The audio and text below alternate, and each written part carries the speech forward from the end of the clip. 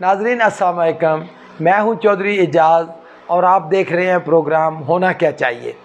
आज हम डिस्कस करेंगे, क्योंकि बहुत सारे दोस्तों ने कहा कि लीडर कैसा होना चाहिए। हमारे जो लीडर हैं, क्या ये जो इंटरनेशनल स्टैंडर्ड है लीडरशिप का, इस पर पूरा उतरते हैं? लीडर में क्या सलाहियतें होनी चाहिए, क्या खूबियाँ होनी चाहिए?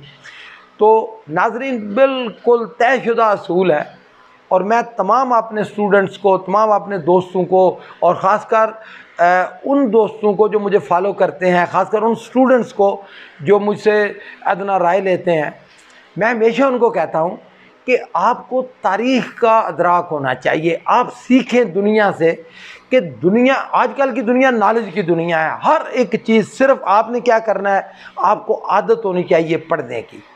तो नाजरीन, बिल्कुल सीधी सी बात है, अगर आप देखना चाहते हैं कि लीडर के अंदर क्वालिटीज़ क्या होना चाहिए, तो वैसे तो दुनिया बहुत किताबें लिखी गई लीडरशिप के ऊपर, क्योंकि ये बड़ा ही दिलचस्प सब्जेक्ट है। लेकिन मेरे ख्याल में सबसे अच्छी किताब जो इस वक्त अवेलेबल है मार्केट में, वो है रिचर्ड निक्सन की किताब लीडर। नाजरीन, रिचर्ड निक्सन ने, उसका नाम ही लीडर है। रिचर्ड निक्सन ने वैसे तो बहुत ज़्यादा किताबें लिखी, तकरीबन 40 के करीब उसने किताबें लिखी। मैंने उसकी कोई 26-27 किताबें पढ़ी हैं, लेकिन ये बड़ी दिलचस्प किताब है जिसको हम आज डिस्कस करने जा रहे हैं। रिचर्ड निक्सन इसलिए नाजरीन कि 40 साल की उम्र में वो अमेरिका का वाइस प्रेसिडेंट बन गया, और ये ज़माना है तकरीबन 1953, और 61 तक 8 साल ये वाइस प्रेसिडेंट रहा। फिर 69 से लेके 74 तक 2 दफ़ा ये अमेरिका का प्रेसिडेंट इलेक्ट हो गया। तो इसमें क्या खूबी तो होगी ना कि जो बंदा जिसने सियासत में इतना लंबा अरसा गुजारा। तो इसलिए मैंने इसकी किताब का इंतखाब किया कि रिचर्ड निक्सन क्या कहता है कि लीडर कैसा होना चाहिए, मतलब उसने क्या मयार रखे हैं।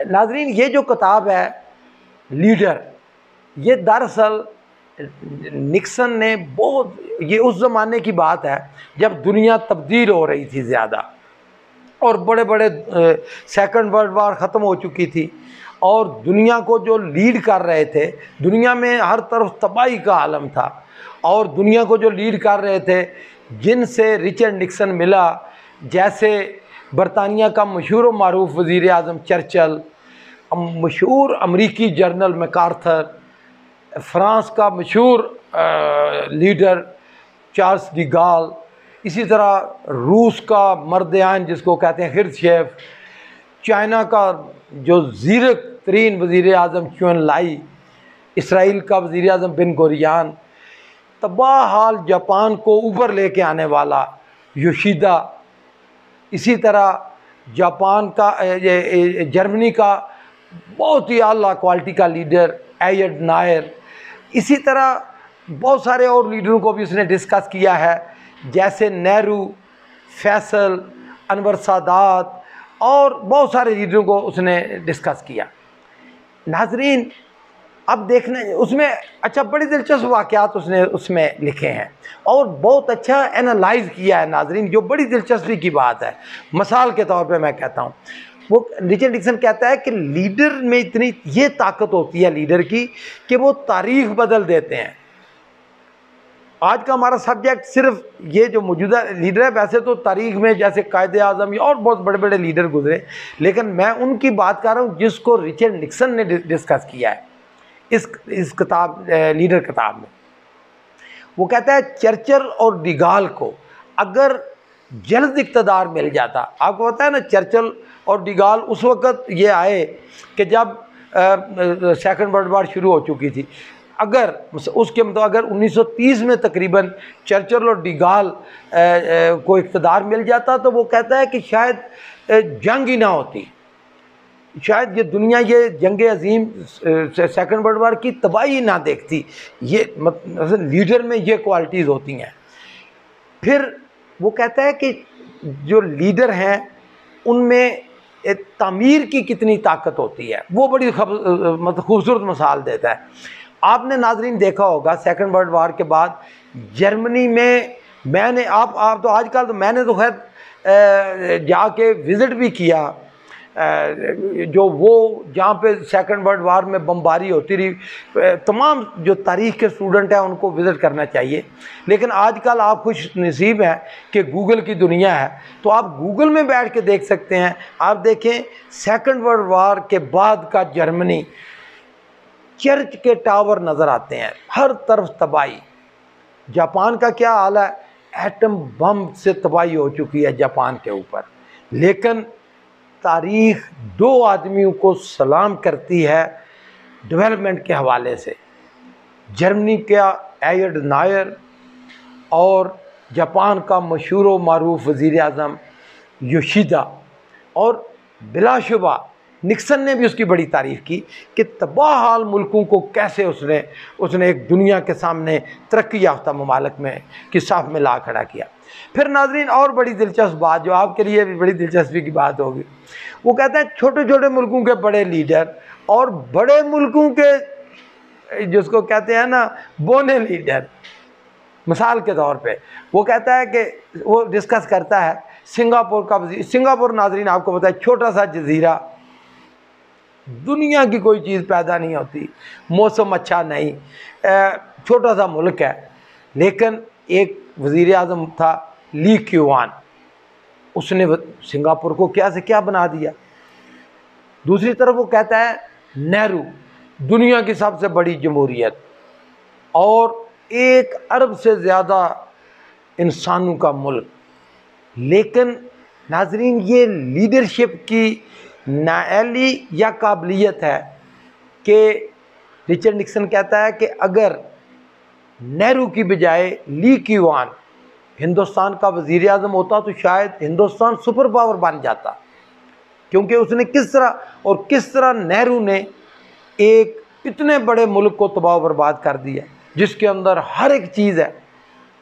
नाज़रीन वीडियो बात मेरी वैसे तो इस किताब को डिस्कस करने के लिए कम अज़ कम 50 वीडियो दरकार हैं, और इंशाअल्लाह जैसे जैसे आपके मुतालबात या अगर दिलचस्पी हुई तो इसको डिस्कस करेंगे।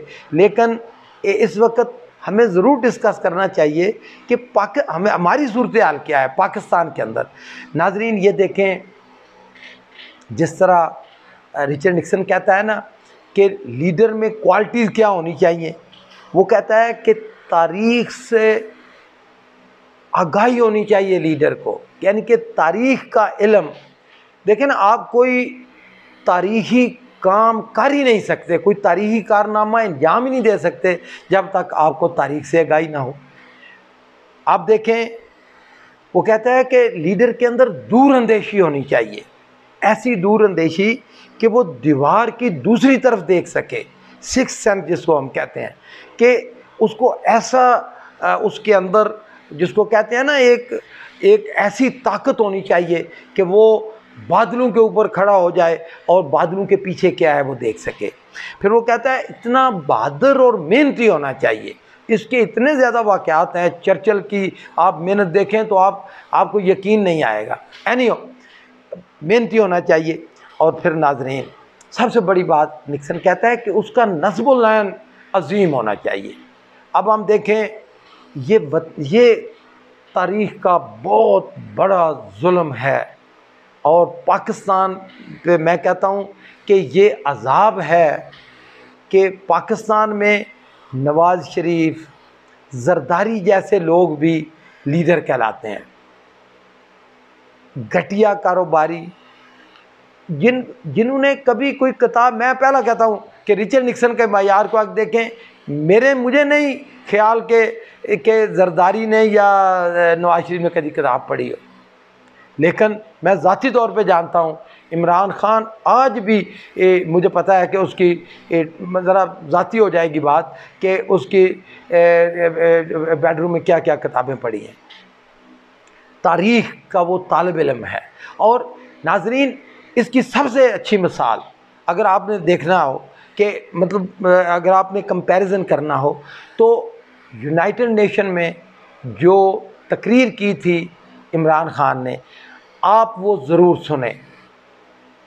वो आदमी जिसको तारीख़ से आगाही हो, जो आदमी, वो आदमी जिसका नस्बो लैन अजीम हो, वो आदमी जो मेहनती हो, और वो आदमी जिसमें दूर अंदेशी हो, वही वो तकरीर कर सकता है।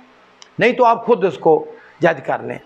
नाजरीन, मैं ईमानदारी की बात है कि इसलिए नहीं कर रहा कि मुझे ज़ाती कि मैं सियासतदान हूँ और मेरी ज़ाती दिलचस्पी है, या मैंने इमरान खान के लिए कुर्बानी दी, मैंने कौमी असम्बली की अपनी नशिस्त से इस्तीफ़ा दिया सिर्फ़ इमरान खान के विजन के लिए। इसलिए नहीं मैं ये बात कह रहा, मैं सिर्फ़ उसको रिचर्ड निक्सन ने जो मायार कायम किए हैं ना लीडरशिप के, उसके ऊपर उनको एनालाइज कर रहा हूँ। और आप खुद करें, आप मेरी बात ना, आप खुद करें। आप देखें कि लीडर को वो कहता है ना कि नस्बो लैन, आप देखें कि इमरान खान का अगर विजन आप कहते हैं ना कि वो नहीं जी ये सियासी बात है। देखें पाकिस्तान के इस वक्त सबसे दो बड़े मसले क्या हैं। एक मसला है सस्ती बिजली। नाजरीन, बिजली है लेकिन इतनी महंगी है कि मईशत चल ही नहीं सकती। आप सबको समझना चाहिए। ये इमरान खान कर रहा है, रात दिन मेहनत, डैम बना रहा है जो अयूब खान बना रहा था, और जुल्फ़िकार अली भुट्टो जिसको कहते हैं कि बहुत बड़ा लीडर था, उसका विजन इंतहाई घटिया किस्म का था कि उसने एक उभरते हुए मुल्क को, मैं उसको बाकी उसकी सारी गलतियां माफ़, लेकिन जो उसने जुल्म किया पाकिस्तान की मईशत के ऊपर कि एक चमकते दमकते आगे बढ़ते हुए पाकिस्तान के को उसने सारी इंडस्ट्री, नाजरीन ये क्या होती हैं छोटे छोटे यूनिट, ये जो ये राइस मिल्स होती हैं, ये छोटे छोटे कारखाने भी उसने नेशनलाइज कर लिए और मुल्क को तबाह बर्बाद कर दी, इकानमी तबाह बर्बाद कर दी। अब ज़रूरत है सस्ती बिजली की, दुनिया से मुकाबला है तो आपकी एक्सपोर्ट बढ़ ही नहीं सकती जब महंगी बिजली होगी। इसी तरह नाज़रीन, पाकिस्तान की मईशत में सबसे बड़ा प्रॉब्लम दूसरा ये है कि आप देखें कि इतने कर्ज़े हैं मुल्क के ऊपर कि कर्ज़े की किस्त देने के लिए और कर्ज़ा लेना पड़ता है, और सूद दर सूद। तो इमरान खान रात दिन एक करके दो काम कर रहा है। एक तो पूरी तीसरी दुनिया जिसको तरक्की पजीर ममालिक कहते हैं उनको लीड कर रहा है कि कर्ज़े माफ़ होने चाहिए। इससे बड़ा नस्बुलैन क्या हो सकता है। पूरी जो जिनको गरीब ममालिक कहना चाहिए उनको लीड कर रहा है। और दूसरा पाकिस्तान के कर्ज़े, क्योंकि ये कर्ज़े इन लोगों ने अपने आप को बादशाह बनाने के लिए किए। नाजरीन, बात लंबी हो गई है, आखिर में ये बात ज़रूरी करना चाहूँगा कि देखें हमारा एक ज़हनी या एक ना मयार बन चुका है पाकिस्तान के अंदर कि जी जुल्म हुआ है। जुल्म क्योंकि हम महकूम रहे हैं, हम कभी आज़ाद कौम नहीं रहे, हम महकूम कौम रहे हैं। तो जो महकूम होते हैं ना, ये जब अपने लीडरों को देखते हैं ना कि इनके साथ जुल्म हुआ है तो वो उनको हमदर्दी शुरू हो जाती है। जैसे आजकल बहुत ज़्यादा लोग नवाज शरीफ से हमदर्दी करते हैं। भाई जिसने मुल्क लूटा, जिस सामने कोई कारोबार नहीं था नवाज शरीफ का, कोई मुझे साबित कर दें, जो कुछ ने किया सब कुछ दिखाया कि भाई कभी भी उसको फ़ायदा नहीं हुआ। तो उसने आपने देखे क्या, उसने हर बात दूसरी तरफ चली जाए। इसी तरह जरदारी को देखें, एक आदमी जो ब्लैक टिकटें करता था, फिर उसने वो मेरा आपका और पाकिस्तान का लीडर बन गया। देखें ये है वो चीज़ जो आपको हम सब को सोचनी है और होना क्या चाहिए। हम सब को इस हमदर्दी को ख़त्म करना होगा। नाजरीन, ये वही लोग हैं जो बहादुर शाह ज़फ़र से हमदर्दी करते हैं कि वो जी बर्मा में बेचारा मर गया, शायरी करता कि 2 गज़ ज़मीन भी ना मिली कुएं यार में। तो नाजरीन, रोने धोने के लिए हमदर्दी, मुल्कों को चलाने के लिए मजबूत लीडरशिप की ज़रूरत होती है। और मजबूत लीडर मजबूत करैक्टर के लोग होते हैं और बहादुर लोग होते हैं। मैं आखिर में गुजारिश ये करूँगा कि जिन दोस्तों ने इस चैनल को सब्सक्राइब नहीं किया वो इसको सब्सक्राइब ज़रूर करें और बेल का बटन ज़रूर दबाएं ताकि लेटेस्ट वीडियो आप तक पहुंचती रहे। और आप ज़रूर बताएं कि अगली वीडियो में आपका कौन सा पसंद मतलब दिलचस्प सब्जेक्ट, आपको किस सब्जेक्ट से दिलचस्पी है, ताकि आपको साथ लेके चला जाए। Thank you.